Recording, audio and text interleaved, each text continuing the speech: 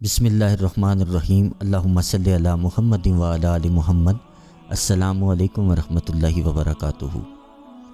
درود پاک پڑھنا محبت ہے، عبادت ہے، برکت ہے۔ ایک سوال ہے جو اکثر دل میں آتا ہے، ہم کیسے جانیں کہ ہم درود پاک کے کس درجے پر ہیں؟ کیا ہمارا درود صرف زبان تک ہے یا وہ دل کی گہرائیوں سے نکل کر عرش تک پہنچ رہا ہے؟ اس کا جواب چھپا ہے ان 3 علامتوں کے اندر۔ جب دل خود بخود درود کی طرف مائل ہونے لگے، بغیر کسی کوشش کے زبان سے درود پاک نکلے، تو سمجھ لو رحمت کا دروازہ کھل چکا ہے۔ جب درود پاک پڑھنے کے بعد دل کو سکون، آنکھوں کو نم اور روح کو روشنی محسوس ہو، تو یہ درود دل سے عرش تک جا رہا ہے۔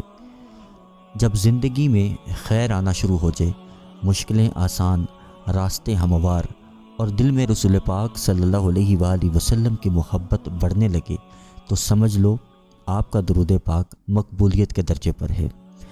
درود پاک کا سب سے اعلیٰ درجہ وہ ہے جب ہم درود پاک صرف اس لیے پڑھیں کہ اللہ پاک خوش ہو جائے اور رسول پاک صلی اللہ علیہ وآلہ وسلم کی محبت اور رضا نصیب ہو۔ نہ دنیا کی غرض ہو، نہ مشکل کا حل ہو، بس محبت اور عشق اور ادب سے درود پاک پڑھا جائے۔ بعض اوقات کچھ مخلصین یہ سوال کرتے ہیں کہ ہمیں کیسے خبر ہوگی کہ ہمارا درود پاک قبولیت کے کس درجے پر ہے؟ نبی کریم صلی اللہ علیہ وآلہ وسلم سے توجہات مل رہی ہیں؟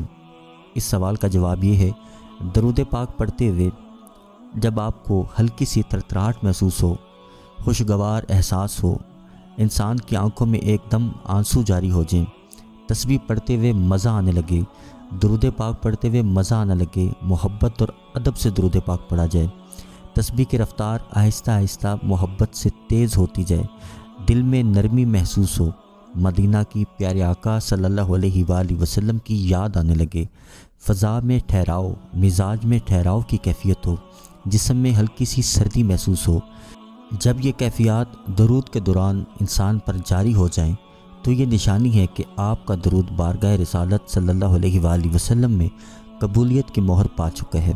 آپ کو پیارے آقا صلی اللہ علیہ وآلہ وسلم کی طرف سے توجہات دی جا رہی ہیں۔ یقین کیجئے، جس نے جو پایا ہے ادب سے، محبت سے پایا ہے۔ جب بھی درود پاک پڑھیں، انتہائی ادب سے پڑھیں، محبت سے پڑھیں، توجہ سے پڑھیں، انشاءاللہ فیض بھی ملے گا، برکتیں بھی ملے گی، توجہات بھی ملے گی۔ اللہ کریم آپ کو، مجھے، ہم سب کو بادب درود پاک پڑھنے والا، پڑھوانے والا بنا دے۔ اس ویڈیو کو صدقہ جاریہ سمجھ کے شیئر کیجیے گا۔ انشاءاللہ اگلی ویڈیو میں پھر حاضر ہوں گے۔ جب تک کے لیے اللہ حافظ۔